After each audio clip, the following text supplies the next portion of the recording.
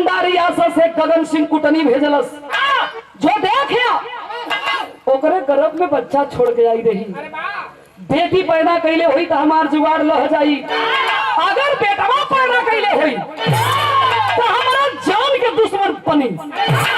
आयल कुटनी देख के गई कल सुन बेटवा तो बाघ पैदा कैले हिया, लेकिन बिटिया भी कम ना है। अतने सुघर बेटी पैदा कैले बिया कि मालूम पड़ा था कि चांद उतर के धरतिया पर खड़ा है। तो एक चिट्ठी लिखलस, गगन सिंह चिट्ठी लिखलस और चिट्ठिया पढ़लस क्या भैया राज सिंह तई है कहलन का कहलन, अरे पहले बस साला सिया रही चुनौती, अरे भैया समर में पूछैया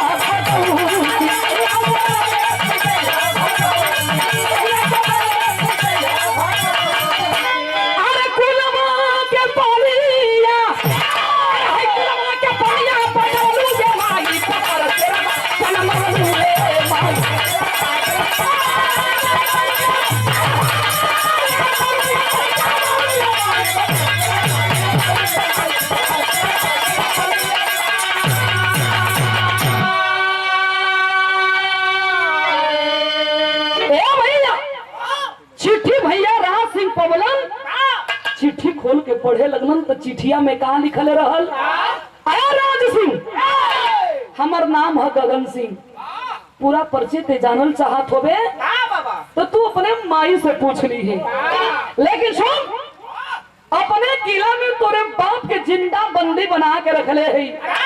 अगर तू अपने बाप के जान बचावल चाहत होबे तो एक रात बदे अपने बहन के डोला हमरे किला में पहुंचवा दे।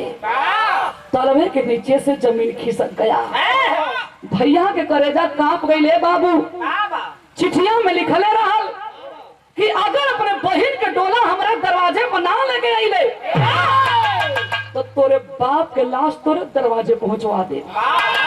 भैया के करेजा कांपत बा, चिट्ठिया लेके सोचत बा अगर माई के अपने सुहाग बचावो थी तो सोना जैसा हमार बहन लुटल जाई, अगर अपने बहन के बचावत थी तो हमारे माई के सुहाग लुटल जाई। केकर वाला करी भगवान कुछ समझ में ना आवत बा। 2 दिन से न खात न नहात वही घरे में चुपचाप चदरा तान के सुतल है। माई के ममता देखा हो बाबू। ए बेटा कोई कुछ बोलल रे तबियत ठीक खाना काहे ना खात हुए भैया, उठ दुकोर खा ले। कह माई मन ना है, बहनिया गईल चदरिया पकड़ के खींच दिलस। कहे कैसन हो ए भैया कैसा सुतल हुआ, उठा मुंह हाथ धोवा दुकोर खा चला चले के पढ़े। काम मन ना जो जो बाद में हम खा ले। तबले चंचल की निगाह वही तकिया के नीचे गई, चिट्ठिया खींच लेलस। आ चिट्ठिया खींच के जब खोल के पढ़े लगल, एक लड़की एक अबला जरूर थी बाबूजी, लेकिन चिट्ठी पढ़ के रोम रोम में से खून खोलने लगा। कहती है भैया अरे धिक्कार भाई मर्दे के जिंदगी। पपिया का ऐलान सुन के डेरा गई ना तो पहिला हमारे कलाई के चूड़ी चुहानी चौका बर्तन करा लड़की है तका भाई जाई वो पपिया से लड़के अपने माई के सुहाग लेके आई। चादर फेंक के भाई खड़ा हो गई, कहे पगली लड़ला से डर ना है। 2 लड़वैया के बीच में यह ना हुई कि वो हमार गर्दन काटी, चाहे हम ओकर गर्दन काटे थी मंजूर रहल, लेकिन जाना थी गर्दन के सवाल ना है। एक रात बदे तो डोला मंगले है, बहनिया के मुहमा से निकल गई कि दे दा। अगर हमार डोला गईला से हमरे माई के सुहाग मिल जी, इन कुर्बानी देवे पर हम तैयार है। खींच के थप्पड़ भाई गाल पे मारता है, कहता है खबरदार, जुबान पे लगाम रख के बात करे लड़की, पागल बन चुकी है। एक लफ्ज भी बाहर निकाली तो खींच के तेरा जुबान हाथ पर रख देंगे।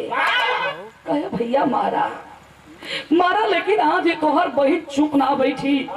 अरे तू का जनबा कि एक अबला एक नारी के दुख का होला। माई हमार विधवा ना हिया, सुहागन हिया भैया, सुहागन हिया, लेकिन 16 साल से एक विधवा की जिंदगी बितावत में रतिया रो रो के बिता देवे ले। भैया के पैरवा पकड़ देलस, कहे राखी के त्योहार आवेला, तोरे कलाई में राखी बांधिला, जिंदगी में कबो कुछ मंगनी ना। लेकिन एक बहन अपने भाई से आंचल फैला के राखी के बधाई की भीख मांग रही है। भाई बोला, रे पगली कहा चाही, जान निकाल के तोरे कदम में डाल दे। हमें जान ना चाहिए, हम जहाँ थो तो बचन दा। 3 वचन बनवा के पहिनिया मंगलस का